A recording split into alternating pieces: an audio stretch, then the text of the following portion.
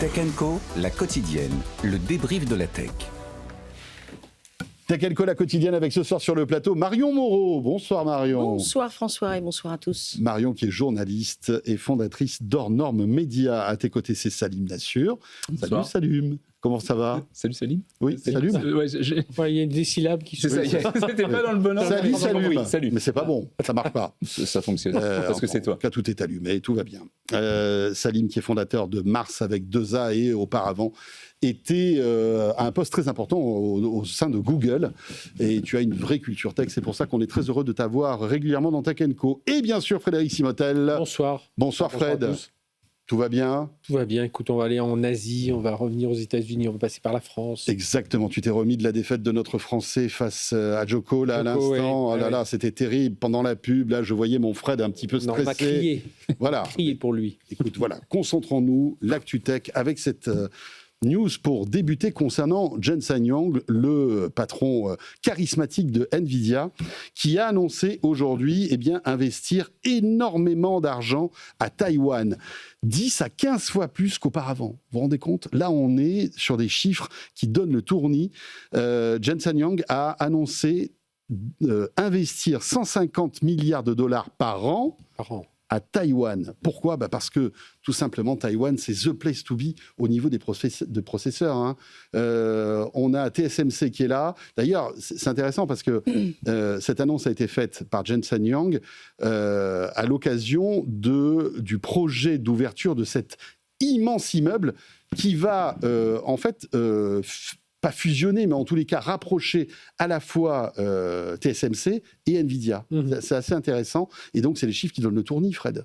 Oui, c'est le cœur industriel mondial de l'IA. Alors, il va y avoir 4000 recrutements. Et puis surtout, ce qu'il faut voir, c'est qu'il va vraiment faire de la R&D. Aujourd'hui, de la R&D, elle est plutôt aux États-Unis. Donc, il ne veut pas en faire juste se rapprocher un peu de TSMC pour accélérer un peu la chaîne logistique. Il y a vraiment une volonté de faire de Taïwan un cœur industriel de l'IA, et pas seulement de faiseurs, mais aussi de penseurs, de concepteurs. Donc, c'est assez important. Et effectivement, il va avoir son siège. Alors, c'est 4000 personnes. À terme, c'est plus de 10 000 emplois. Tu l'as dit, l'investissement, c'est 150 milliards. Donc, c'est à Taipei, bien sûr. Oui, 150 milliards, mais par an. Ouais. Donc, c'est quand même incroyable. Et alors, ce qui est aussi étonnant, surprenant, c'est que cette annonce, elle survient 10 jours après la visite de Jensen Huang dans toute la délégation avec Donald Trump. Ou ça, en Chine. Ouais. Donc, il y a aussi une portée géopolitique en disant, quand on est alors, il est né à Taïwan, hein, mais taïwano... En tout cas, il a choisi son camp, hein, ça c'est clair. Il a choisi son camp. On sent que là, il pose quand même un cœur industriel de l'IA. C'est pour dire finalement, je suis en train de créer un dôme là, à Taïwan. Donc, les Chinois qui attendent de 2027 avec impatience pour se dire, on essaie de reprendre la main sur Taïwan. Là, ça va être un peu plus compliqué. Marion. Oui, c'est vrai que tu as bien résumé les enjeux d'NVIDIA à Taïwan, mais c'est vrai que ça rend quand même compliqué, pour nuancer un petit peu l'info qui va découler sur bien d'autres investissements, on l'imagine, c'est que ça rend quand même Taïwan assez dépendant. Maintenant, parce qu'il y a beaucoup d'accords, contrairement à ce qu'on pense, entre la Chine et Taïwan. Notamment, si on regarde les coopérations scientifiques, elles sont très importantes et elles sont toujours importantes. Il n'y a pas eu de baisse, malgré le contexte de la Chine qui menace en tout cas, qui préempte Taïwan comme une île qui lui appartient dans l'histoire. On voit que la baisse des coopérations scientifiques interpays ne baisse pas. En tout cas, ça ne se vérifie pas. Donc c'est vrai que c'est compliqué pour Taïwan à terme, parce que là, c'est vraiment une extension d'NVIDIA hors sol, en dehors des États-Unis, et ça dicte quand même pas mal les choses pour l'industrie qui est en train de se construire, parce que on n'est pas tout à fait au bout quand même d'une industrie parfaite qui tourne bien, avec une chaîne de valeur qui est quand même très mondialisée encore.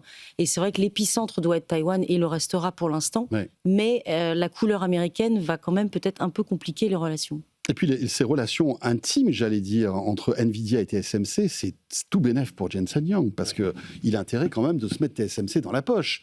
TSMC fournit... Bien sûr. tout l'écosystème tech aujourd'hui.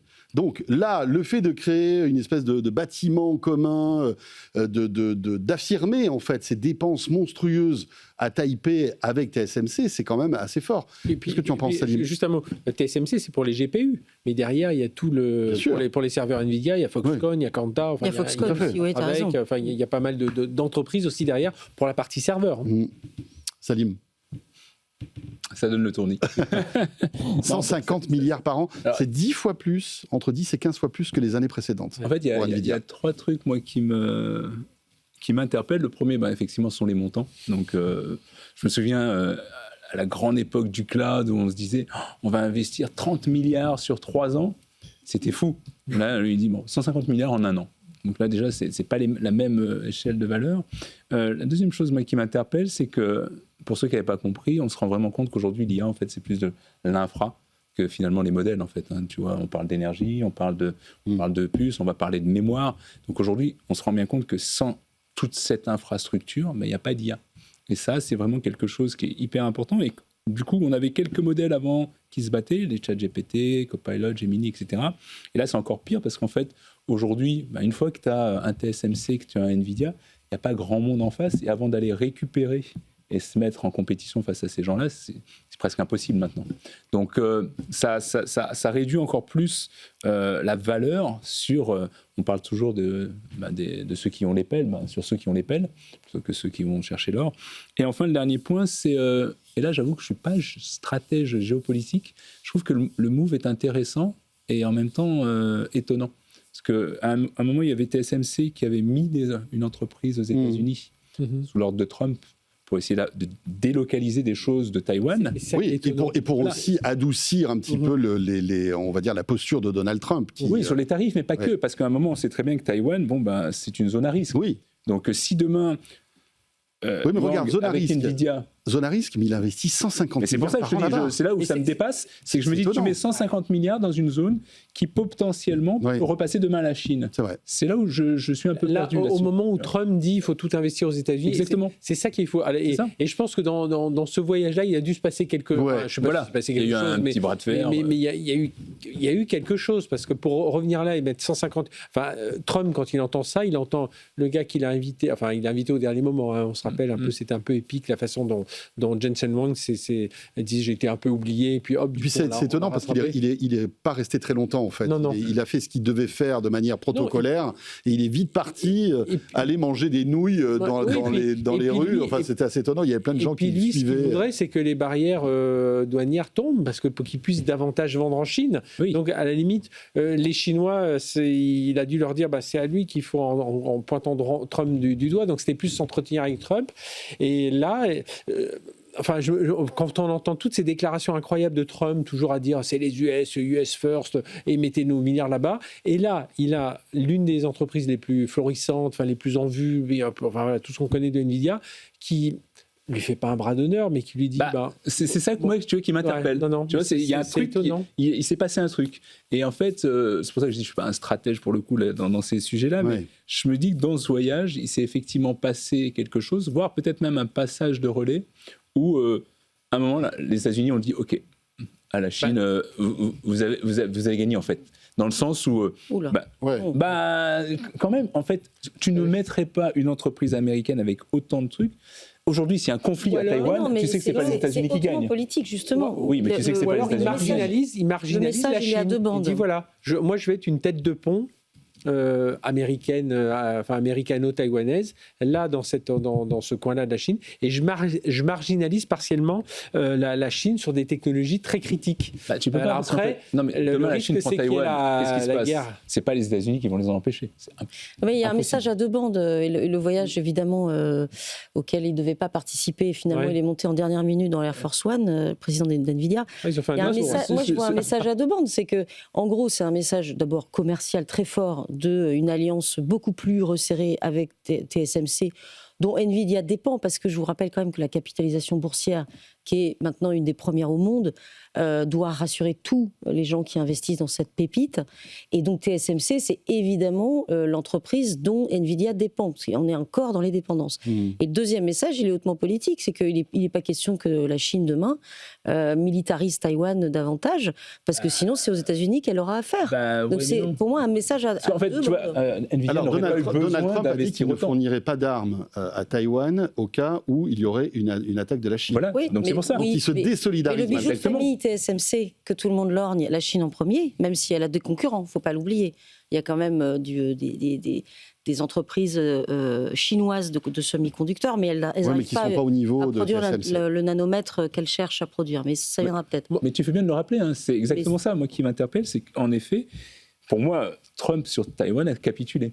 Quand il a dit, je n'y vais pas. Parce en tout cas, que, il à a un moment- clarifié la situation. Il n'a peut-être pas capitulé parce que c'était peut-être la position, on va dire, politique des États-Unis depuis longtemps là-dessus. Oh là, ça a été Voilà. très clair quand même sur le dernier voyage. Mais Ils ont là, bien dit, les Chinois, ils ont dit, on peut parler de tout, mais commence pas à parler de Taïwan. Ouais. C'était le message clair de Trump. Oui, mais C'est dépendance croissante de l'Occident à Taïwan. Voilà, là on a compris clairement le message. Et pour moi, il y a un signal politique qui est donné à Pékin. En Bien disant, sûr, bien sûr. C'est ça. Taïwan Mais donc la guerre n'est pas déclarée, mais elle est une manche pour les États-Unis aujourd'hui.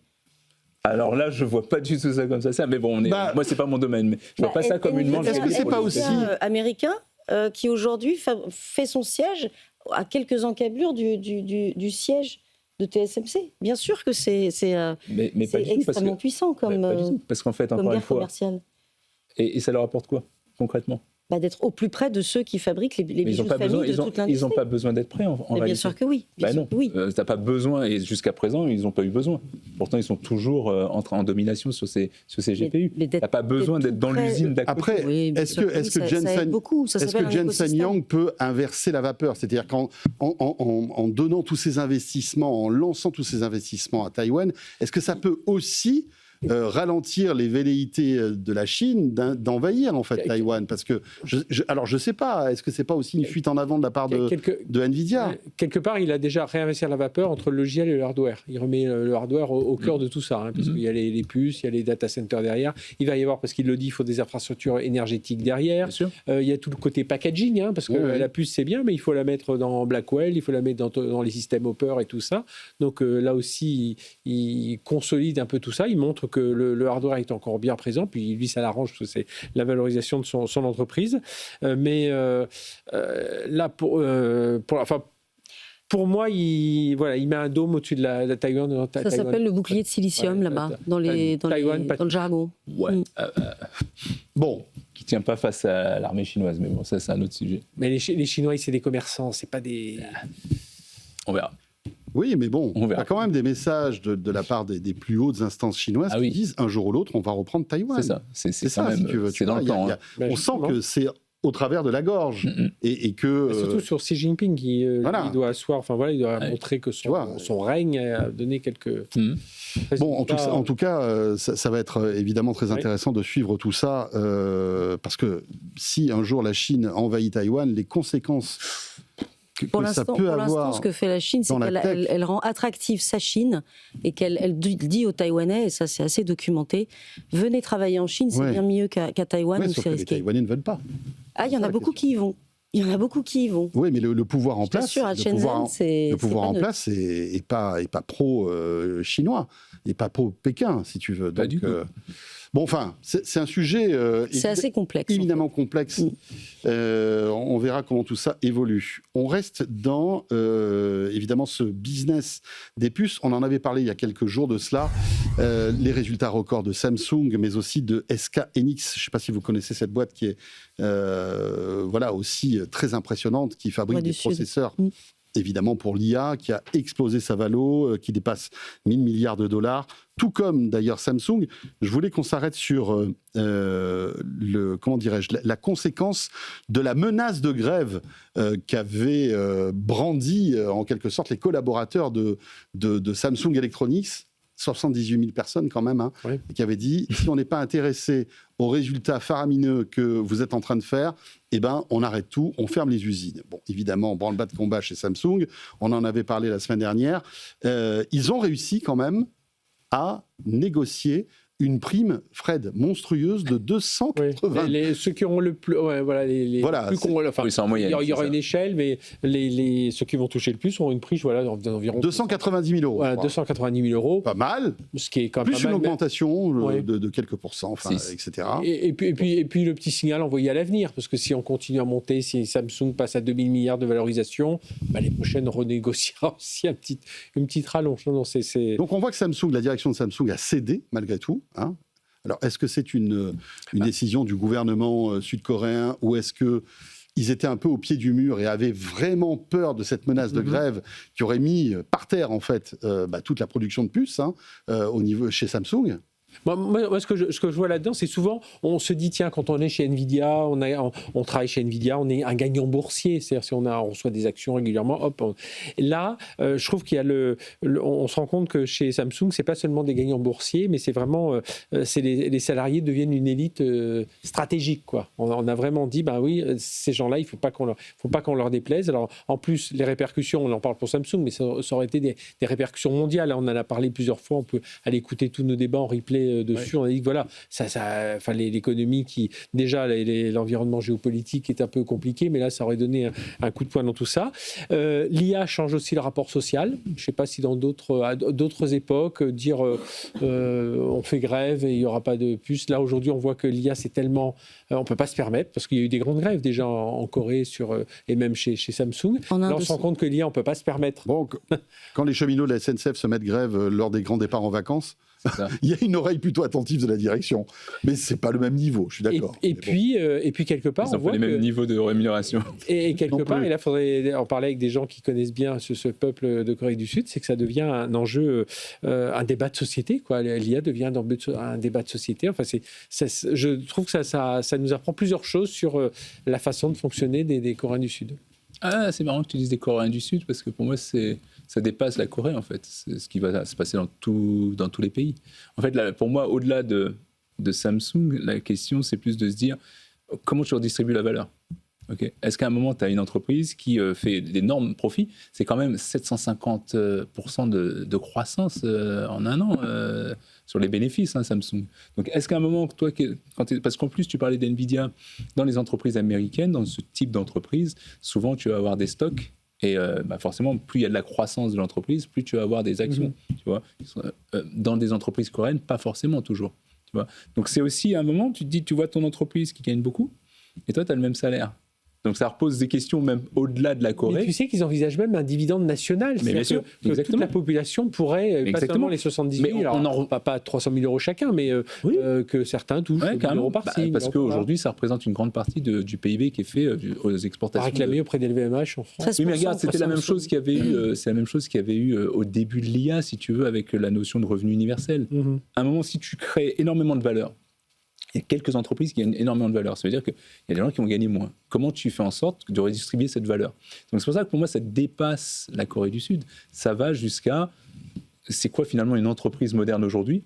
Et jusqu'à quel point un collaborateur, un salarié est prêt à se dire, je vois que moi, l'inflation, elle est là, et j'ai pas forcément et attention, je suis pas ni à droite ni à gauche. Je fais pas de politique là. Mais, pardon? Moi, pour moi, ça reste cantonné en Corée du Sud. Non. Ah non. Non, t'as déjà ces débats aux États-Unis. Je suis en train d'enquêter là-dessus en ce moment. Ah oui. Ah non, mais carrément pas. Pour moi, mais c'est évident. Tu vois une société, je ne parle pas d'une entreprise, une société globale. Pour ce cas-là, après qu'il y ait un dividende réparti valeur, d'accord. Aux États-Unis, ils parlent déjà d'AI dividend. Non, mais ça, on en parle depuis 10 ans. Oui, mais là, c'est plus concret. Regarde, si tu prends OpenAI, donc avant OpenAI, donc il y avait, il y a toujours d'ailleurs, il y a un truc qui s'appelle Open Lab. Open Lab, c'est même Sam Altman qui l'avait lancé en 2016, je crois, et c'était une grande étude sur le revenu universel.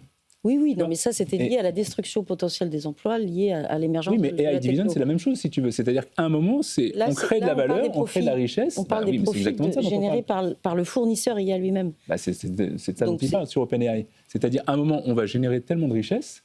Qu'est-ce qu'on fait de cette richesse, sachant qu'il y a des gens qui vont... Non, la question d'Open Lab, de Sam Altman, qui avait monté d'ailleurs une entreprise philanthropique au départ, quelle blague, c'était de dire...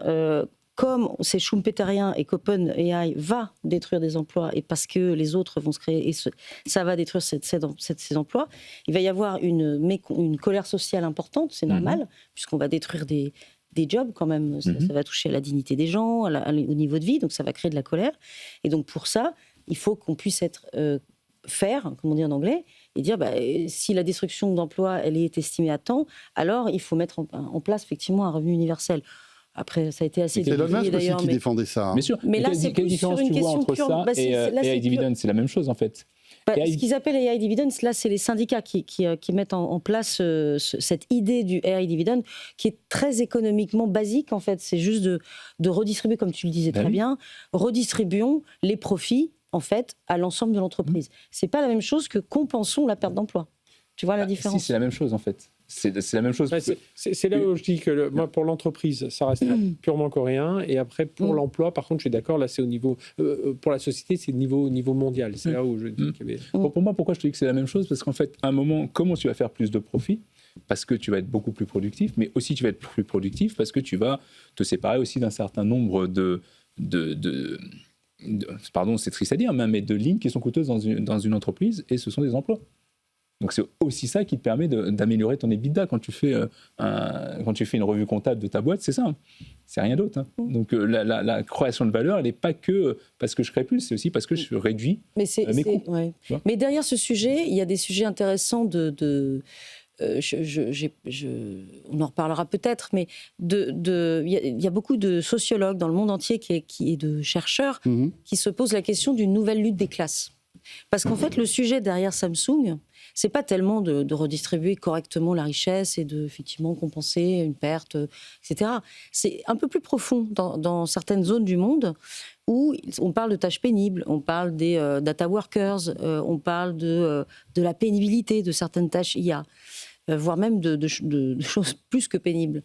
Et en fait, il y a des recherches qui sont publiées là récemment qui disent qu'en fait, la question de l'IA va être aussi la question de... Alors, peut-être sociale. Une question purement sociale. Alors, on ne dit pas qu'ils disent pas qu'il va y avoir des chocs, il n'y a pas de prédiction et de futurologie, mais il y a une vraie question qui se pose un peu partout, liée aux data centers, liée aux data workers, liée aux montants pharaoniques dont tout le monde entend parler. Et donc, il y a des questions potentielles qui se posent socialement assez importantes. Mais alors, c'est intéressant parce que, bon, alors, je ne suis pas tout à fait tout le temps d'accord avec Elon Musk, mais ça fait un moment qu'il a ce discours-là. Il dit, quand l'IA tournera à plein régime et que les robots commenceront véritablement à arriver, il y aura des destructions d'emplois majeures. Il va falloir trouver un système pour repartager les richesses, parce qu'autrement... en fait, on va se retrouver avec des millions de gens qui n'auront plus de maison, plus de rémunération, plus rien. Et des robots qui produiront pour personne. Voilà, il va falloir que ces machines... Alors lui, c'est assez intéressant ce qu'il dit. Il dit ces machines vont créer de la valeur pour les humains qui ne travailleront pas, en fait. Oui, mais il a tout intérêt, parce qu'il amène quelque part un mini-cataclysme quand même d'un point de vue social à aussi apporter la solution. Bien sûr, oui. Mais et même les autres fondateurs aussi, des autres fondateurs. Bien sûr, mais c'est plutôt intéressant qu'il se penche sur ce sujet, bien sûr. Quand même, parce qu'il pourrait très bien dire, écoutez, vous vous débrouillez, on verra ce que ça va faire. Mais là, il y a quand même une certaine responsabilité. On verra si ça arrive, parce que finalement, Sam Altman a dit l'inverse de ce qu'il avait dit récemment. Je ne sais pas si vous avez vu. Il a tempéré. Mais il dit, je me suis trompé. Je pensais que en fait, l'IA allait détruire énormément d'emplois. Finalement, alors je ne sais plus si c'est à court terme ou à moyen terme, on le voit pas comme on l'avait imaginé. Mais non, mais moi je trouve que c'est mal interprété ce qu'il a dit. Et peut-être que je me trompe. Mais pour moi, il n'a pas dit l'inverse. Il a tempéré. C'est-à-dire que pour lui, ça arrivait. Il pensait que ça arriverait plus vite. Ça ne veut pas dire que ça ne va pas arriver. Pourquoi aussi aujourd'hui, et je le vois, moi je suis tous les jours dans des entreprises, on me pose encore la question là ce matin, est-ce que tu penses que les comités de direction dans les entreprises, elles ont bien compris la portée de l'IA? La réalité non, c'est parce qu'aujourd'hui quand tu te retrouves dans une entreprise, au mieux on a déployé un peu de ChatGPT ou de Copilot, et c'est pour faire des emails. Donc forcément, si demain tu fais mieux tes emails, c'est pas ça qui va apporter de la valeur dans ton entreprise, donc c'est pas ça qui va à un moment mettre à risque un certain nombre de jobs. Par contre, si tu utilises véritablement comme c'est fait, pour moi, tu vas avoir deux types d'entreprises, soit celles qui vont se dire, j'utilise bien, mais je vais quand même garder les gens que j'ai parce qu'ils sont bons et ils vont être encore meilleurs grâce à l'IA. Et ceux qui vont se dire, j'ai des collaborateurs qui n'ont pas forcément envie de bosser, qui ne vont pas forcément être passionnés par ce qu'ils font, plutôt que les embêter quelque part à faire un truc qu'ils n'ont pas envie de faire, ils vont rester chez eux et on va mettre une IA à la place et eux, ils auront un revenu universel. Mais ça, pour moi, j'arrive même pas à comprendre comment on n'arrive pas à le voir, en fait, tu vois. Ni au niveau des entreprises, ni au niveau des politiques. C'est une évidence quand tu sais bien utiliser l'IA que, à un moment, tu as des vrais gains qui sont phénoménales. Mais cette révolution, elle est très rapide. Oui, mais c'est pas parce que c'est en fait ce que dit Sam Altman, de moi, de la façon dont je l'interprète, c'est que ça n'est pas allé aussi vite. Mais parce que quand tu regardes, parce que lui, il est dans la Silicon Valley depuis toujours. Oui, et puis il a le nez dedans. Donc, il a le nez dedans, mais il ne sait pas ce que c'est de bosser dans une corp, dans un grand groupe. Oui, pour changer, il y a quand même une inertie. Voilà, pour changer la couleur du canapé, ça va prendre 3 jours ou 3 ans, peut-être. Tu vois, mais même sans être dans une grande corp, je reviens sur l'audition dont tu parlais de Arthur Mensch par la mission parlementaire. Il le dit à un moment, il dit un développeur chez Mistral, alors qu'il ne développe plus, qu'il ne crée plus une ligne de code, etc. Enfin, ça, c'est un autre débat. Mais enfin, il dit il est productif, il va 10 fois, 20 fois plus vite. Par contre, dès qu'ils sont en équipe, eh ben là, la productivité, elle chute lourdement parce que c'est la communication, parce que voilà, il faut que chacun interagisse avec les uns avec les autres. Donc c'est là où on voit que, oui, individuellement, on a l'impression on gagne en productivité individuellement, mais on ne sait pas trop la répercuter au niveau de l'entreprise. Et puis alors, quand on bosse en équipe, c'était encore plus compliqué. Moi, c'est mon point depuis toujours, c'est de dire, à un moment, si tu as des grosses ruptures technologiques et si tu veux faire de l'adoption dans les entreprises, tu es obligé de bosser sur les compétences humaines, les soft skills des gens. Et tu dis communication, mais il n'y a pas que ça, il y a la collaboration, il y a plein de choses qui font que ça prend ou ça prend pas. Et aujourd'hui, l'adoption de l'IA, ça ne prend pas dans les entreprises, en tout cas pas suffisamment vite. Donc on peut pas dire que parce que ça ne prend pas, l'IA n'est pas suffisamment puissante. On peut juste dire qu'on s'y est mal pris et qu'il faut s'y reprendre un peu mieux. On va arrêter sur ce sujet. Tiens, puisqu'on parle d'IA, sachez que demain dans Tech & Co, invité exceptionnel, je recevrai l'un des cofondateurs de Mistral, Timothée Lacroix, qui est le CTO en fait de Mistral. Longue interview que nous vous diffusons demain soir pour évoquer toute l'actualité de Mistral, qui est quand même assez riche. Qui fait son grand raout demain. Oui, voilà, avec Carousel du Louvre à Paris. Summit, avec des grands patrons. Parrainé par Mistral, etc. Et c'est à cette occasion d'ailleurs que sera réalisée cette interview depuis le Carrousel du Louvre.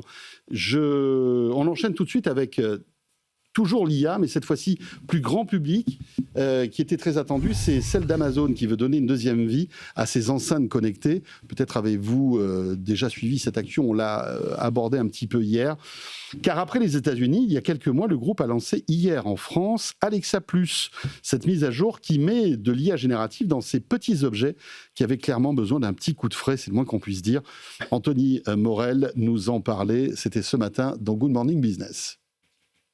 C'est vraiment l'histoire de faire renaître un produit qui a fait perdre beaucoup d'argent à Amazon, parce que la première génération d'enceintes connectées, qui a été très à la mode il y a quelques années, elle a été vraiment remisée au placard, notamment à cause de ses limitations techniques. Si vous les avez déjà testées, vous savez qu'on ne peut pas enchaîner 2 phrases, qu'il y a des problèmes de latence, et que ça, à l'ère de l'IA générative, ça devenait complètement impossible. Et donc là, l'idée avec Alexa Plus, c'est d'injecter justement ces nouvelles générations d'IA dans les enceintes connectées. Donc en l'occurrence, c'est du Anthropic et aussi du Mistral. Mistral, pourquoi ? Parce que c'est l'IA qui parle le mieux français, donc pour le marché français, c'est intéressant. Et donc ça permet d'avoir un dialogue en langage naturel avec ces enceintes connectées et de leur donner aussi de nouveaux types de fonctionnalités, notamment des fonctionnalités agentiques, c'est-à-dire l'IA qui va pouvoir permettre à ces enceintes de faire des choses dans la vie réelle, de commander une pizza, de commander, de réserver un restaurant par exemple, ou aussi de se connecter à tout l'écosystème de la maison. C'est-à-dire par exemple à la télé, on peut lui demander, je me souviens plus de ce film où on revit toujours la même journée et il va me lancer automatiquement le film correspondant, évidemment que vous avez tous, que vous connaissez tous. Donc là, la mise à jour, c'est une mise à jour logicielle qui est disponible sur la plupart des modèles. Elle est gratuite. En revanche, il y a un petit changement de modèle économique parce que c'est seulement pour les abonnés Amazon Prime. Pour les autres, il faudra payer un abonnement de 20 € par mois. C'est une refonte totale donc qui doit permettre de donner une nouvelle vie à ces appareils et de rester compétitif face à Google qui fait exactement la même chose, notamment en injectant Gemini dans ses enceintes Google Home. Voilà, on passe véritablement à une autre ère de ces assistants vocaux qui existent depuis de nombreuses années, que ce soit Siri, Google Home, tu as bien connu, puisque tu étais j'en ai plein à la maison. Chez Google. À l'époque de Google Home, il y avait eu énormément d'argent investi. C'était la guerre d'ailleurs entre Google et Amazon. Peut-être un peu moins Apple qui était un peu en retrait, mais c'est vrai que moi je me souviens de cette bataille des enceintes connectées entre Google et Amazon qui était vendue, j'imagine, à perte, Même pour inonder le marché. oui, on les donnait, ou alors... au-dessus de 50 euros ouais, d'achat, un téléphone, on on t'offrait une ouais. enceinte, etc., pour, en fait, voilà, qu'on choisisse notre camp entre Google Home et Alexa. Google Home est déjà passé à Gemini, mais n'a pas fait... Google n'a pas véritablement communiqué énormément là-dessus. Franchement, moi, je l'ai pas vu arriver. Alors peut-être qu'ils attendent d'avoir comment dirais-je, quelque chose qui marche vraiment bien pour communiquer officiellement. Mais donc là, l'actu, c'est Alexa Plus qui a été lancé hier en France. Et je voulais avoir votre avis là-dessus. Moi, je l'ai testé, c'est quand même assez impressionnant. Le fait de se dire, tiens, réserver une table d'un resto sans avoir à prendre son téléphone, c'est quand même une petite révolution. Et ça marche. Ça marche. Et il y a plein d'autres innovations comme ça. Il me tarde de pouvoir le tester, véritablement. Je ne sais pas ce que vous en pensez. Oui, puis en plus, visiblement, l'assistant conversationnel... Alors, tu nous as dit qu'il y avait un petit délai de latence encore. Oui, il y a encore 4 à 5 secondes de latence à partir du moment où vous posez votre question, où vous avez la réponse. Mais par contre, par rapport... J'ai écouté l'interview d'hier soir du patron d'Alexa Plus ici même. C'est vrai que si on devient un assistant conversationnel qui apprend de nous aussi, qui personnalise, il donnait plusieurs exemples. On demande à Alexa de préparer des menus pour le soir. Elle va se souvenir que dans la famille, il y en a un qui est végétarien, donc elle va préparer en conséquence.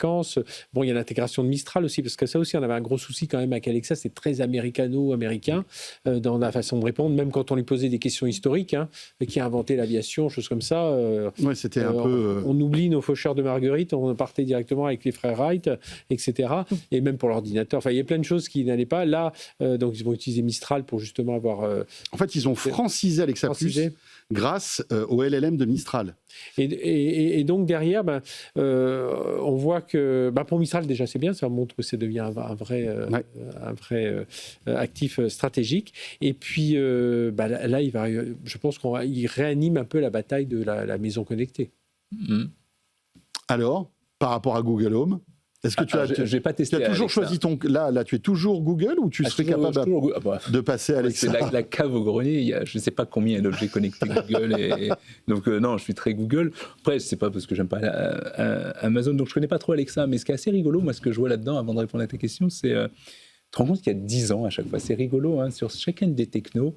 Il y a 10 ans entre le moment où on commence et ça commence à être bien et tout le monde l'utilise. Tu vois, là, on parle de ça, mais les lunettes, on parlait des méta, des machins. Pareil, il y avait les Google Glass il y a 10 ans. La voiture autonome, c'est pareil, ça commence à arriver. Et là, sur ces trucs-là, c'est bien, mais rien de neuf sous le soleil, parce que c'était vraiment les plans qu'il y avait à l'époque où je bossais chez Google. C'est juste plus fluide, si tu veux. Mais l'intention a toujours été là. Et l'intention, au-delà du gadget, c'est de se dire que comment j'arrive à dépasser le browser, où à un moment, tu as un Google ou un Alexa avec ses commandes dans ton site Amazon, comment j'arrive à avoir un peu plus d'emprise sur l'utilisateur. Parce que là, une fois qu'il est dans la maison, tu connais toutes les habitudes, à quelle heure rentre la personne, à quelle heure il part, à quelle heure il éteint la lumière, à quelle heure il passe ses commandes, qu'est-ce qu'il regarde à la télé. C'est énorme. Donc évidemment qu'il y a une grosse guerre là-dessus pour se dire qui est-ce qui va rentrer dans la maison et qui ne va pas juste te connaître toi, mais ta famille, tes amis, etc. Donc c'est assez intéressant. Après, là, parce qu'ils ont beaucoup perdu d'argent avec tout ça. Oui, mais tu perds de l'argent pour en gagner derrière. Ouais. C'est toujours pareil. Ça s'appelle un investissement. Au bout de 10 ans, tu dois commencer à tirer la langue, non? Non. Tu vois, on parlait tout à l'heure de... Champion de la dette, je sais plus si c'était off ou Amazon, pas off. On parlait tout à l'heure de la France versus les États-Unis. C'est le sujet, c'est qu'à un moment, il faut savoir, c'est pas perdre de l'argent, c'est investir pour gagner un moment. Mais une fois que tu as dit ça, c'est quoi le Français ou l'Européen qui vient dans la maison connectée? Il n'y en a pas. Donc, ils ont peut-être investi ou perdu, ça dépend comment tu te places. Mais aujourd'hui, ça va être Amazon ou Google. Donc, je n'ai pas testé Alexa. Et puis, il y a Siri qui... voilà. Ouais. Apple se prépare aussi à rendre intelligent son Siri. Ça va être annoncé dans quelques jours à la WWDC. Moi, c'était le plan de survie. Il faut que ça marche. Oui. Sinon, oui, mais ça va marcher un moment. Tu vois bien, déjà, quand tu le fais avec ton LLM de base, si tu le fais avec un chat GPT, tu as déjà une vraie conversation. Donc là, ils sont en train de passer. Google, d'ailleurs, a basculé aussi sur Gemini, là, sur Google Home.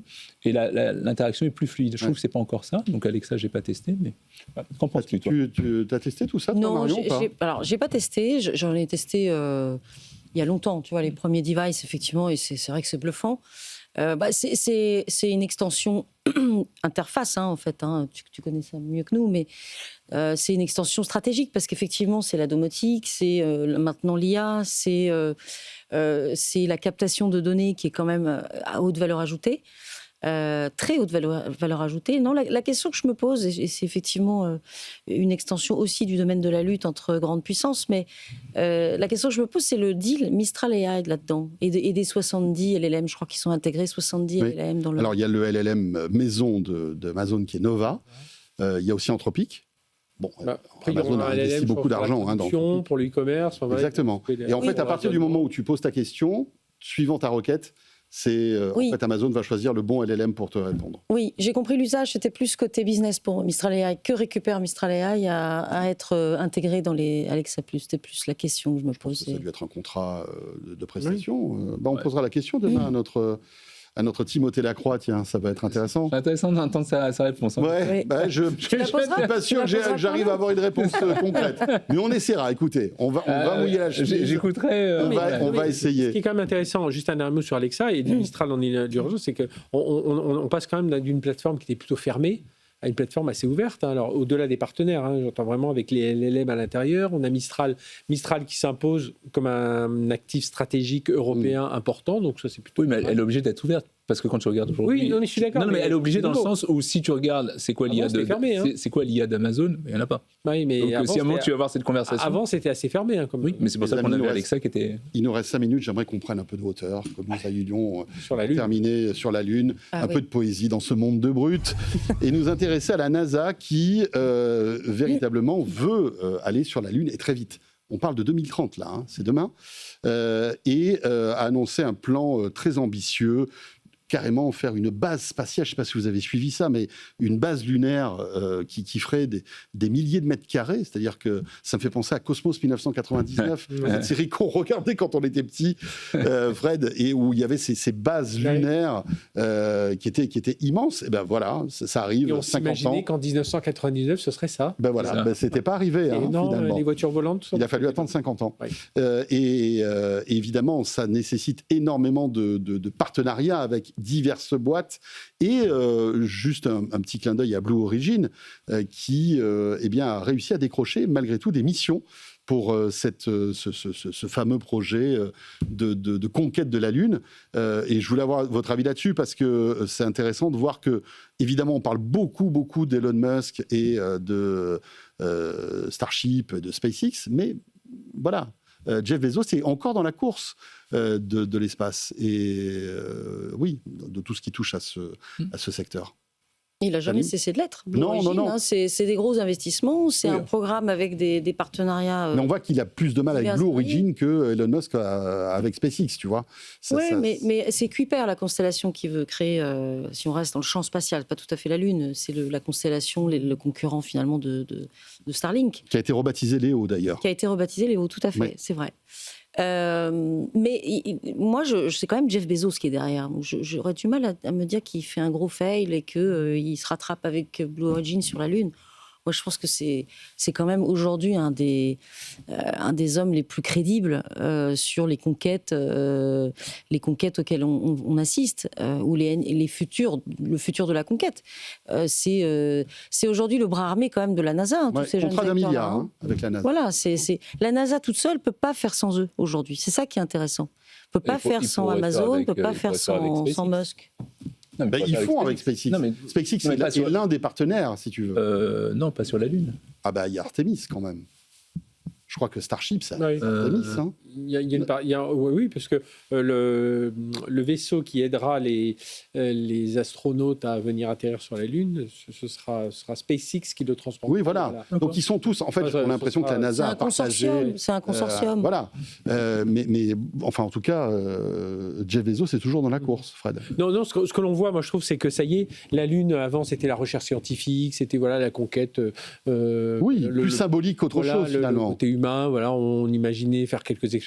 Et là, on se rend compte que peu à peu, c'est en train de devenir un enjeu économique, un enjeu géopolitique, parce que ce qu'il faut voir derrière, pourquoi ils accélèrent les États-Unis, parce que la Chine, un peu comme l'effet Spoutnik des Russes, c'est que les Chinois sont en train d'avancer. D'ailleurs, j'ai vu un truc incroyable, ce sera creusé. Les Chinois, ils veulent envoyer des cellules souches humaines, des embryons humains, dans l'espace pour voir comment il se développe. Ouais, là je me dis oula, on commence à rentrer dans la science-fiction, tu sais, des gens qu'on envoie bébé. Là en matière d'éthique, on laisse tomber, ça sert à rien. Et dans 30 ans, on envoie du vin déjà dans l'espace, c'est Nicolas Gaume qui fait ça. Oui, c'est vrai, tu as raison. C'est un Français qui fait ça. Ouais. Le vin, et même le vin spatial, il faut le boire avec modération. Tu sais, à la télé, à la radio, comment ça marche. T'as goûté ? T'as eu cette chance ? Non, mais ce qu'il faut voir, c'est où est-ce que l'Europe va réussir à se situer là. Donc on arrive dans la dernière mission là, qui a fait le tour de la Lune là, pour préparer justement Artemis. On avait un module fait par l'Agence spatiale européenne, le module de vie. Donc il faut voir où nous on va se situer tout ça. Mais voilà, on sent qu'il y a une vraie bataille qui est en train de se mener, technologique, géopolitique. Et puis rappelons que c'est l'entraînement pour après aller sur Mars. Un jour. 10 ans plus tard, sans doute. Il y a juste, si je peux me permettre, un truc moi qui me fascine dans cette course de l'espace, c'est quand tu regardes, ça reste des anciennes boîtes tech de la Silicon Valley, et tu vois en fait que c'est en train de se déplacer non seulement vers l'espace, et là j'étais avec une autre boîte où on parlait de ça aussi, vers le militaire. Tu vois. Et en fait, cette Silicon Valley, elle est de plus en plus sur des trucs hyper stratégiques, là où avant c'était pas la même mission. C'est la DARPA qui avait le lead, mais là ça s'est inversé. Mais ça s'est fait sur des subventions publiques quand même. Mais c'est fou de te dire que maintenant en fait tout ça, aussi bien dans le militaire que dans l'espace, c'est des boîtes privées en fait. Qui étaient, je ne sais pas si vous voyez Anduril par exemple, vous voyez Anduril avec le patron d'Anduril, c'est quand même celui qui a fait Oculus, qui a vendu ça à l'État. C'est clair. Maintenant il fait du militaire, tu vois. Il fait du militaire, et tu te rends compte que la Silicon Valley quand même, c'est quand même un peu créé sur des investissements militaires au départ. Non, mais c'est pas ça. C'est qu'en fait, avant, quand tu allais dans la Silicon Valley, encore une fois, tu sais, j'ai passé beaucoup de temps. C'était pas les mêmes objectifs. Là, tu as des objectifs qui sont... Oui, on est passé du flower power à la military power. À military power, à la conquête de l'espace, quand même. C'est vrai. Bon, allez, ça sera le mot de la fin. Merci beaucoup à tous les trois. Merci Marion. Merci François. À très vite. À bientôt. Oui, Marion Moreau, journaliste et fondatrice d'Hors Média. Si on ne se revoit pas d'ici Vivatech, bon Vivatech. Ah oui, mais merci à toi aussi. Je serai sur le stand du CNRS, venez nombreux. Eh bien, écoute, on viendra avec plaisir. CNRS, toujours passionnant. On adore avec Fred s'intéresser aux innovations du CNRS. Merci beaucoup à Salim Nassur, fondateur de Mars avec 2A. Avec 2A, merci. Et merci à toi, Fred. Demain. On se retrouve demain, bien sûr, pour commenter l'actu. Et vous restez là, on a encore une petite demi-heure à passer ensemble avec, au sommaire de cette deuxième partie, tiens, on va rester dans la Lune avec Synopsys qui simule des missions lunaires et qui justement va travailler avec la NASA. Voilà, et c'est Made in France, Synopsys. Ils vont tout nous raconter dans un instant. Et puis après, petite révolution dans le monde du smartphone et des écosystèmes concurrents. Honor arrive à discuter avec les iPhones et à interagir avec les OS. Alors que vous le savez, Apple était très fermé. Ils vont nous expliquer comment ils ont fait tout cela. Et on aura un porte-parole d'Honor dans quelques instants. Et puis, juste après cette petite pause, ce sera le Tech Flash avec Léa Benaïm, comme chaque soir. À tout de suite. Tech & Co, la quotidienne sur BFM Business. Tech & Co, la quotidienne, Tech Flash. 20h32 sur BFM Business. Merci d'être avec nous, que ce soit à la radio, à la télé. Peut-être êtes-vous avec nous aussi en replay ou en podcast. Il est temps maintenant de retrouver, comme chaque soir, un condensé de l'actu tech du jour, ce qu'il ne fallait pas rater. C'est le Tech Flash et c'est avec Léa Benaïm. Bonsoir Léa. Bonsoir François et bonsoir à tous. Et à la une, Nvidia promet un déluge d'investissements à Taïwan. Le fabricant de puces passerait ses dépenses sur l'île de 10 à 150 milliards de dollars par an. Jensen Huang qui qualifie d'ailleurs Taïwan comme l'épicentre de la révolution de l'intelligence artificielle. Il faut dire que le territoire reste incontournable dans la fabrication de semi-conducteurs grâce notamment aux géants locaux comme TSMC et Foxconn. En Corée du Sud, la grève chez Samsung a été évitée de justesse. Les 78 000 salariés de la division semi-conducteurs vont toucher le jackpot jusqu'à 400 000 $ de primes, soit l'équivalent de 10% des bénéfices opérationnels de l'entreprise. L'accord a été validé ce matin avec les syndicats, une annonce qui a rassuré les marchés. L'action Samsung a terminé en hausse de 3%. Il y a dans l'actualité aussi l'Europe qui s'apprête à serrer la vis à Starlink et Amazon. Et oui, Bruxelles veut réserver les 2/3 des fréquences satellites aux entreprises européennes, contre seulement 1/3 pour les groupes étrangers. Une décision qui doit favoriser la future constellation Iris-Square et freiner l'expansion des Américains sur le continent. Mais de son côté, Washington menace déjà de représailles si le texte est adopté. Et puis DuckDuckGo cartonne en récupérant les utilisateurs lassés par Google et son IA. Le moteur de recherche qui mise sur la protection des données a vu ses téléchargements bondir de 30% seulement 5 jours après les annonces de la Google I.O. DuckDuckGo qui se présente désormais comme l'alternative pour ceux qui ne veulent plus d'IA partout, allant même jusqu'à appeler les utilisateurs à, je cite, virer Google. Et enfin, le fondateur de Dropbox démissionne après 19 ans à la tête du pionnier du stockage dans le cloud. À l'époque, Drew Houston avait refusé une offre de rachat à 9 chiffres d'Apple, qui avait ensuite lancé iCloud. Il laisse derrière lui un service utilisé chaque jour par des millions de personnes dans le monde pour se lancer, vous l'aurez deviné, dans un projet lié à l'intelligence artificielle. Et pour finir, Sony va changer son image de marque après 20 ans d'utilisation. On en parle dans Multijoueur, votre émission dédiée aux jeux vidéo avec Mélinda Davansoulas, à retrouver en podcast sur toutes les plateformes et en replay vidéo sur la chaîne YouTube de BFM Tech. Et on écoute tout de suite un extrait. Est-ce qu'on se redirige vers un petit conservatisme chez Sony, Concarax ? Oui, je pense qu'en règle générale, il y a quand même des changements à prévoir. C'est vrai qu'on a vu Herman Hulst, mais je pense qu'on va en parler auprès de Jason Schreier, je crois, chez Bloomberg, qui a dit voilà, les exclusivités potentiellement sur... il faut qu'on revienne aux exclusivités d'avant. On sait qu'ils sortent maintenant leurs jeux sur PC. Et voilà, c'est des choses qui sont quand même évoquées. Donc c'est vrai que... On va revenir sur le côté des exclusivités. Dessus. Mais c'est vrai que PlayStation, en fait, la marque en elle-même, elle fait vendre déjà sans aucun souci. Et je pense quand même qu'il y a un petit essoufflement. Il y a un petit ras-le-bol aussi de la part des joueurs parce qu'il y a beaucoup de décisions qui sont prises dernièrement et on ne comprend pas trop. Il y a des sortes de revirements de situation, alors que ce soit sur les prix qui augmentent des consoles, sur les prix des abonnements qui augmentent aussi. Puis après, ils te font des promotions derrière et des soldes en te disant « Attends !» Elle revient en fait au prix initial auquel elle est sortie 6 ans plus tôt, la PS Fat ou la PS5 Pro. Et donc, c'est vrai qu'on commence à se poser pas mal de questions de si le consommateur aussi n'est pas un petit peu impacté sur le sujet. Voilà, et retrouvez Multijoueur sur la chaîne YouTube de BFM Tech et sur l'appli de BFM Business. 20h36, on va retourner sur la Lune maintenant avec notre invité. Tech & Co, la quotidienne, l'invité. Florent Thébault est avec nous. Bonsoir Florent. Bonsoir. Vous êtes le vice-président Europe du Sud de chez Synopsys. Synopsys qui va envoyer des jumeaux numériques sur la Lune. En fait, vous allez nous expliquer ce qu'est Synopsys. Vous allez travailler avec la mission Artemis de la NASA. Prestigieux, bravo. Félicitations, parce que j'imagine que la concurrence est rude dans ce type de partenariat. Est-ce que vous pouvez nous présenter Synopsys, déjà ? Alors, tout à fait. Synopsys, historiquement, c'est le leader mondial du design, de la conception de microprocesseurs, de semi-conducteurs. À l'été 2025, Synopsys a intégré la société Ansys, qui était le leader mondial de la simulation numérique physique. D'accord. On va y venir à la Lune, du coup. Mmh.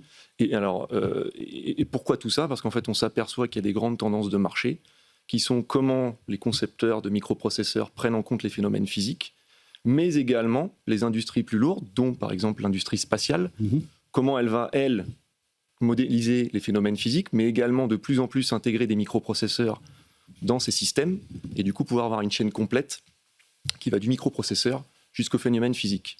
D'accord. Alors, pour en revenir au spatial, en fait, on n'en est pas notre galop d'essai sur la partie donc la simulation physique et système de chez Synopsys. En fait, on avait déjà collaboré sur la DART Mission, je ne sais pas si ça vous parle. Oui. C'est quand, pour la première fois, l'humanité a dévié la trajectoire d'astéroïdes, qui était un événement assez unique. On avait également contribué une espèce d'entraînement pour, au cas où, un jour, on se retrouve avec une météorite qui nous fonce dessus. Exactement.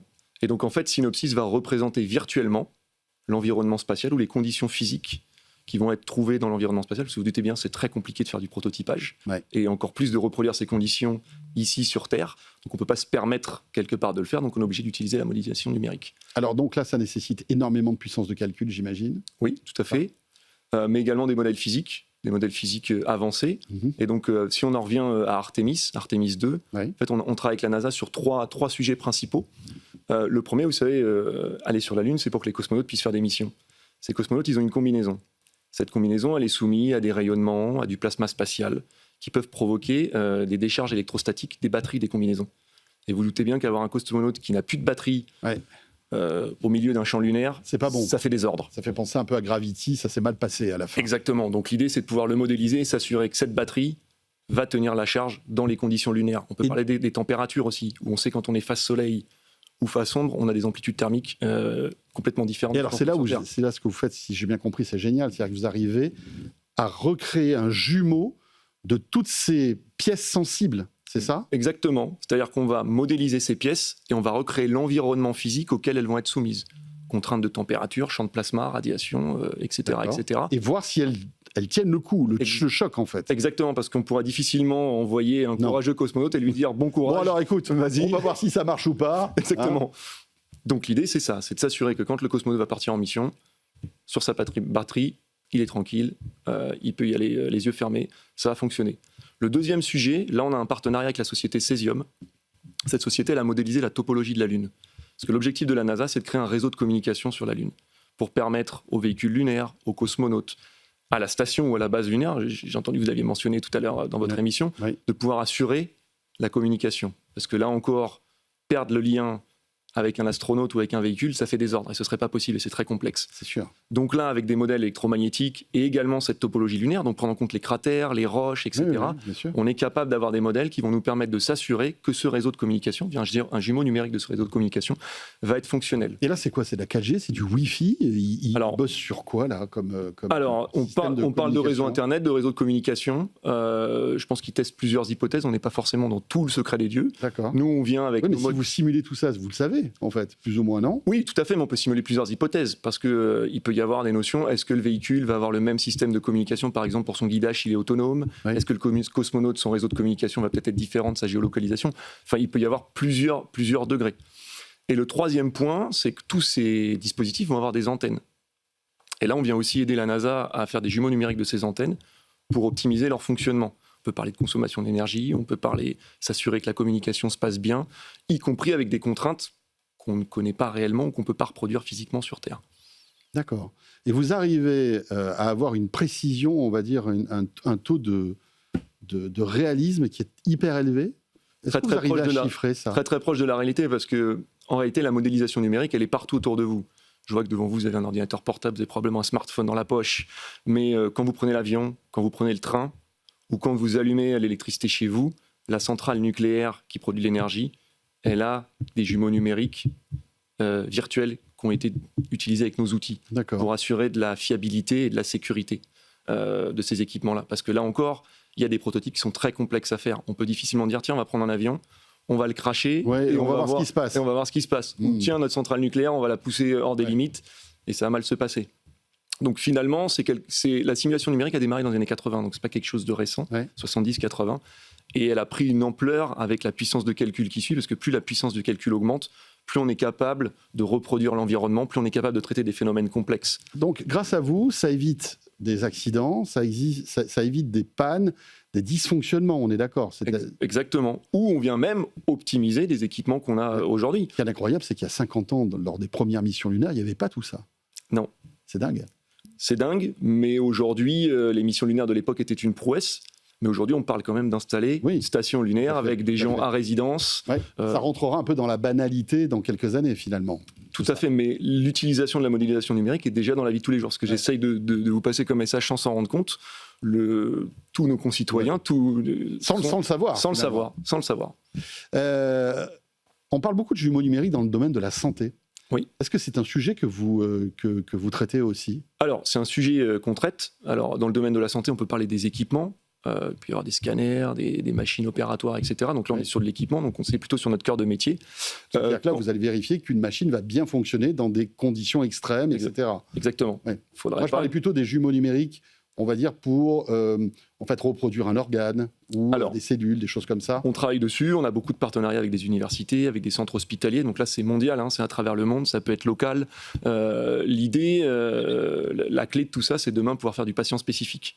Si demain, on est capable de dire, je prends un patient lambda, je suis capable de reproduire ses conditions biologiques et de pouvoir anticiper ce qui va se passer si j'applique tel ou tel traitement ou telle chirurgie. C'est-à-dire que là, le traitement sera virtuel, c'est-à-dire qu'on saura numériquement s'il y aura un résultat ou pas. Mais on l'a déjà fait, en fait. Il faut savoir que quand on déploie un stent, on est capable aujourd'hui de prendre votre système sanguin et d'aller chercher le bon stent qui va venir corriger, parce qu'en fonction de votre topologie artérielle, par exemple, vous et moi, on va peut-être pas avoir besoin d'une même dispositif. Et plutôt que d'essayer un premier dispositif, c'est pas le bon, on en remet un deuxième. Oui, c'est embêtant. On vient scanner et on se dit, on va essayer d'avoir le bon dispositif du premier coup. Et ça, c'est rentré dans le quotidien des cardiologues ou des chirurgiens cardiologues? Ça y vient de plus en plus. Ça y vient de plus en plus parce que pour eux, c'est aussi un gain de temps. C'est un gain financier aussi pour notre système de santé, puisqu'on s'assure un seul dispositif. Et puis, c'est aussi un gain de pouvoir anticiper des imprévus. Parce que si on a modélisé le patient avant de venir intervenir, on s'évite quelque part des mauvaises surprises. C'est clair. Qu'est-ce qui reste à numériser, à créer en jumeaux numériques? Il y a un objectif, il y a quelque chose qui est très compliqué à reproduire numériquement, que vous aimeriez réussir à faire? Aujourd'hui, vous savez, toutes les sociétés, elles repoussent un peu leur R&D au-delà des limites, parce que la compétition est féroce. Donc finalement, la complexité vient du couplage des phénomènes physiques. Ça ne veut pas dire qu'on n'est pas capable de le faire, mais plus la puissance de calcul augmente, plus on est capable de traiter des phénomènes complexes. Le point qui peut être un peu, on va dire, très novateur, ça va être quel rôle va jouer l'intelligence artificielle dans ces processus R&D et dans ces modélisations numériques. Et là, on essaye d'être un petit peu précurseur. Le premier point, c'est pour avoir des modèles d'intelligence artificielle qui optimisent nos algorithmes, donc qui rendent quelque part l'interface utilisateur et l'outil plus performant.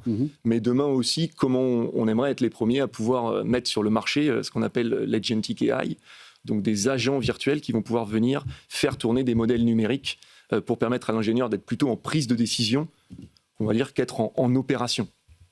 Et là, c'est sur la bonne voie aussi? Sur la bonne voie. Ça fait partie de notre plan stratégique. On avance très vite. Il y a des choses qui vont arriver dans les prochains mois, les prochaines années, très rapidement. Passionnant tout ça. Merci beaucoup, Florent. Rappelons que vous êtes le vice-président Europe du Sud chez Synopsys. Florent Thébault, donc. Merci beaucoup. Merci à vous. Tech & Co, 20h46. On va poursuivre avec un petit reportage tout de suite. Tech & Co, la quotidienne sur BFM Business. Et c'est une première. La Haute Autorité de Santé vient d'autoriser le remboursement d'une thérapie numérique. Tiens, c'est un sujet qu'on évoquait à l'instant. Elle a été mise au point par la start-up Ludocare et permet d'aider les enfants asthmatiques à se soigner.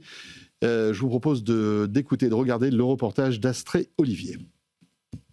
Joe, c'est un petit robot blanc avec de gros yeux tout ronds. Bonjour!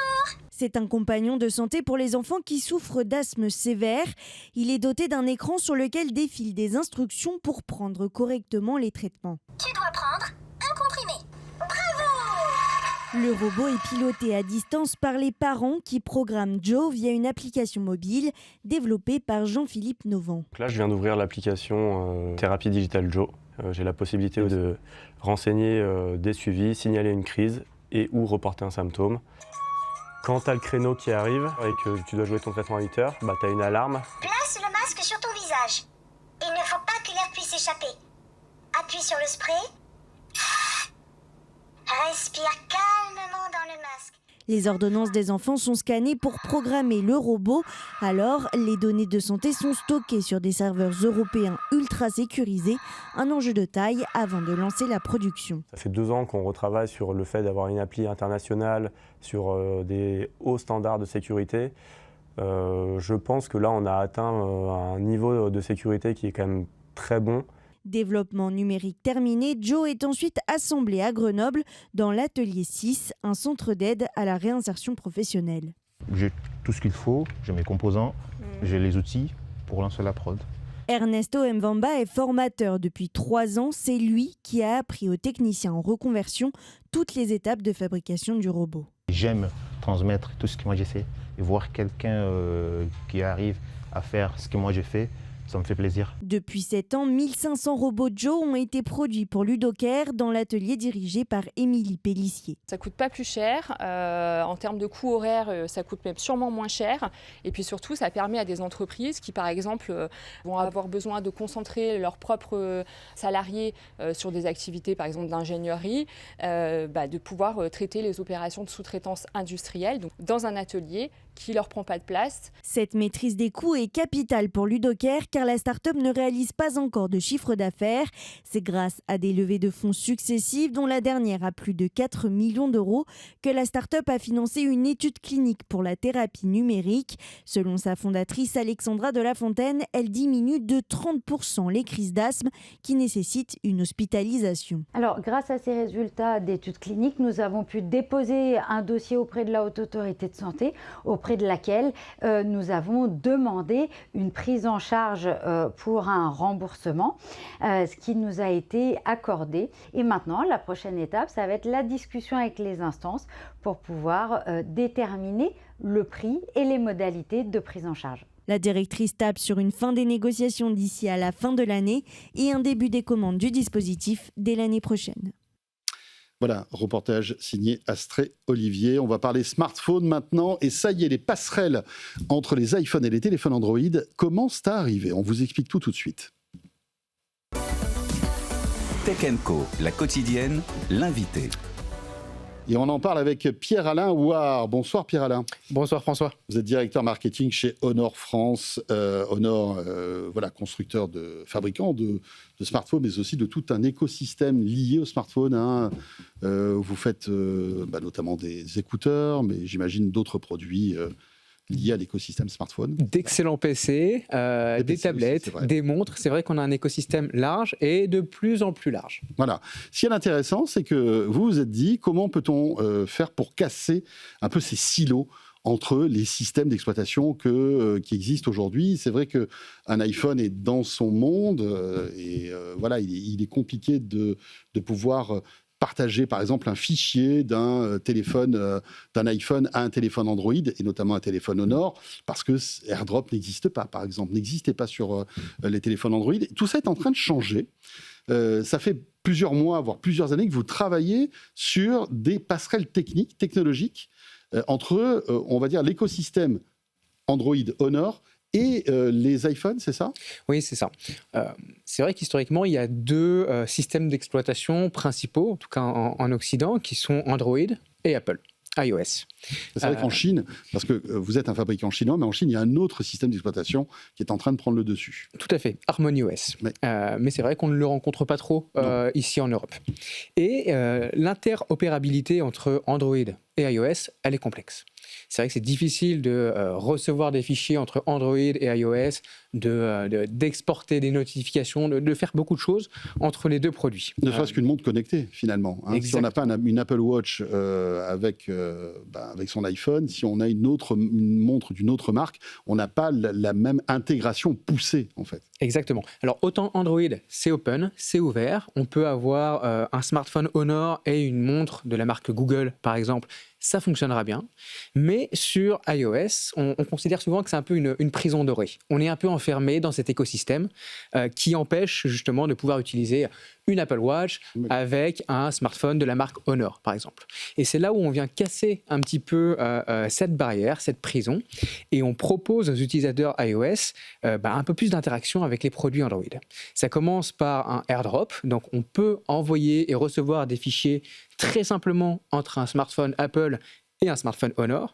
Mais en fait, contrairement à d'autres, on va beaucoup plus loin, notamment sur les notifications. Et ça peut paraître bizarre. Alors attendez, je vous coupe, parce que l'AirDrop, ça y est compatible avec vos téléphones. Tout à fait. On peut envoyer des fichiers depuis un iOS, depuis un iPhone, sur un smartphone Honor, très simplement et très rapidement. Et même des gros fichiers de plusieurs dizaines de gigas. Ok. Donc là, ça y est, c'est la même technologie qui arrive sur les téléphones Android. Tout à fait. Ok. Tout à fait. Vous aviez un deuxième exemple. Oui, c'est surtout sur les notifications où c'est intéressant, notamment au niveau de l'Apple Watch. Alors, il faut savoir que Honor, on vend des smartphones qui vont de 149 € jusqu'à 2000 €. Oui, si on prend le pliant, Exactement. c'est un téléphone qui coûte plutôt cher. Ce pliant-là. Et on a remarqué que presque 20% des acheteurs du Honor Magic V5 viennent d'iOS. C'est énorme. Dans l'industrie, c'est colossal. Et on pourrait se dire que cette fonctionnalité qu'on est en train de créer pour capter des utilisateurs iOS, justement, c'est une stratégie commerciale. Ce n'est pas le cas. En fait, on a remarqué que ces 20% d'utilisateurs iOS qui sont venus acheter un Honor Magic V5... Qui ont switché. Ils ont switché, exactement. Et bien en fait, ils ont encore des produits Apple. Et 70% d'entre eux possèdent encore une Apple Watch. Et ça, pour eux, c'est un irritant, c'est une contrainte. Ils ont une montre connectée qui fonctionne bien, ils en sont contents. Oui. Qui fonctionne bien avec un iPhone. Qui fonctionne bien avec un iPhone, mais qui ne fonctionne pas avec un smartphone Android. Ben nous, on offre la possibilité de rendre cet objet utile. C'est pas perdu. Vous avez une Apple Watch, et ben vous pouvez continuer de l'utiliser avec un smartphone Honor. Vous recevrez vos notifications comme vous le faisiez avant avec votre smartphone sous Apple. Mais est-ce que j'aurais pas la même intégration poussée malgré tout ? On travaille toutes les fonctions santé, enfin je veux dire, l'Apple Watch est quand même intrinsèquement liée à l'iPhone. Jusqu'où vous allez en fait ? Pour l'instant, on se limite aux notifications. D'accord. Notifications d'appel, on peut lire ces messages, que ceux qui viennent de WhatsApp ou même de la messagerie classique. D'accord. Et on travaille pour pousser encore un peu plus l'intégration et pourquoi pas aller sur des domaines comme l'application santé et autres. D'accord. Il faut savoir qu'il y a quelques mois, il était impossible pour une Apple Watch de discuter avec un téléphone Android. Tout à fait. C'est en train de s'ouvrir peu à peu. Et on constate aussi que d'autres, comme par exemple Google, proposent de plus en plus d'intégration. Mais aujourd'hui, le constructeur qui propose le plus de fonctionnalités entre iOS et Android, c'est Honor, c'est nous, parce qu'on travaille la chose depuis maintenant plusieurs années. Mais alors, est-ce que vous faites ça en discussion avec Apple ou est-ce que vous j'allais dire, hacker un peu en quelque sorte les technologies d'Apple pour les rendre compatibles avec vos téléphones ? Un peu des deux. Un peu des deux. Donc oui, on a des discussions avec les équipes d'Apple parce que typiquement, si on veut pouvoir avoir une parfaite intégration entre les smartphones Honor et les MacBooks, parce qu'on peut aussi faire des choses avec les MacBooks, il faut installer une application. Je peux faire de l'airdrop entre votre téléphone et un MacBook. Tout à fait. On peut aller plus loin. Je peux copier un texte sur mon Honor et le coller sur mon MacBook. Okay. Je peux utiliser mon Honor comme un second écran de mon MacBook. Il y a plein de choses qu'on peut faire comme ça qui sont super utiles et qui manquent aujourd'hui aux utilisateurs potentiels. Et donc Apple vous dit OK, go, on y va, ou est-ce que malgré tout, on voit qu'en Europe, il y a le fameux DMA qui est arrivé et qui oblige Apple à s'ouvrir en fait aux autres écosystèmes. Est-ce que vous bénéficiez aussi de cette réglementation qui est plus favorable ? On en bénéficie, en effet. Même si on travaille la technologie depuis plusieurs années, le fait que Apple soit de plus en plus contraint à ouvrir son écosystème, ça vous accélère. Ça accélère grandement les choses. Tout à fait. D'accord. Quoi d'autre ? Est-ce qu'il y a d'autres interactions ? Il y a un truc qui est assez impressionnant chez Apple, c'est par exemple, j'ai des AirPods, j'ouvre mes AirPods, sans rien faire, ils se connectent en fait au téléphone, on n'a pas à aller chercher le Bluetooth, le produit, etc. Tout ça, c'est des fonctionnalités aussi qui peuvent arriver ? François, je vous invite à me réinviter d'ici quelques mois, parce qu'on aura de belles nouvelles à vous annoncer, notamment au niveau de l'intégration des AirPods, tout à fait. D'accord. On travaille dessus. Donc ça commence à bouger. Oui. Ça, c'est plutôt pas mal. Mais est-ce que Apple peut couper justement toutes ces fonctionnalités que vous mettez en place ? J'imagine qu'ils ont le pouvoir de le faire, techniquement. Mais ils ne le font pas pour l'instant. Je pense que ce n'est pas forcément dans leur intérêt, et notamment au niveau légal, par rapport à l'Europe, notamment, de le faire. Pierre-Alain Ward, dernière question. Alors, rappelons que vous êtes directeur marketing chez Honor France. Aujourd'hui, on en parle tous les soirs dans Tech & Co. C'est la guerre du prix de la mémoire, des processeurs, etc. etc. Est-ce que vous êtes en première ligne de tout ça ? Est-ce qu'aujourd'hui, le marché du smartphone est devenu compliqué à cause de l'explosion des prix en fait, de ces composants ? Merci de me poser cette question. Et c'est vrai que le marché du smartphone est en effet en première ligne. notamment à cause de l'augmentation du prix de la RAM. Parfois plusieurs centaines de pourcents d'augmentation sur ce composant qui est clé dans les smartphones. On constate... On a plusieurs gigas de RAM en fait aujourd'hui. Tout à fait. Ça peut aller à 10, 12, exactement. Exactement. Et on a de plus en plus besoin de RAM, notamment pour les fonctionnalités IA. Et c'est vrai que les derniers Honor sont bourrés d'innovation et bourrés d'intelligence artificielle. Nous, on est un peu moins touchés que d'autres pour plusieurs raisons, notamment des raisons stratégiques. On s'est adapté très rapidement, on a su être flexible, on tente et même on y arrive à ne pas monter les prix. Et ça, c'est quelque chose de très important pour nous. Mais ce que je peux vous dire, en tout cas, c'est que malgré une baisse globale du marché, aujourd'hui, on a tout de même une croissance. Si je vais prendre un exemple, en 2025, sur le premier trimestre, qui n'est pas le meilleur pour Honor, parce que ce n'est pas le moment où on sort les meilleurs produits, etc. Mais sur le premier trimestre, on était à 5% de part de marché, sur le B2C qui nous intéresse en France. En 2026, c'est les chiffres les plus récents, on est à 7%. Ce qui veut dire qu'on a une augmentation de 40% de nos parts de marché. On a une croissance de 40%. Et aujourd'hui, il n'y a que 2 acteurs qui connaissent une croissance en France. Honor et Apple. Et on connaît la plus forte croissance sur le marché français. C'est amusant. C'est amusant parce qu'on parlait justement des passerelles que vous êtes en train de mettre en place entre Apple et Honor. Et ben, finalement, vous avez un autre point commun sur ces ventes qui, justement, s'accélèrent. Merci beaucoup, Pierre-Alain Houard, directeur marketing chez Honor France. Pour terminer ce Tech & Co, en ce mercredi, on sera là demain. Je vous rappelle, invité exceptionnel, je recevrai en toute fin d'émission un porte-parole de Mistral demain pour revenir sur toute la stratégie de notre pépite IA française. On aura plein de questions à poser à notre invité. D'ici là, très belle soirée et à demain, donc 19h30. Tech & Co, la quotidienne sur BFM Business.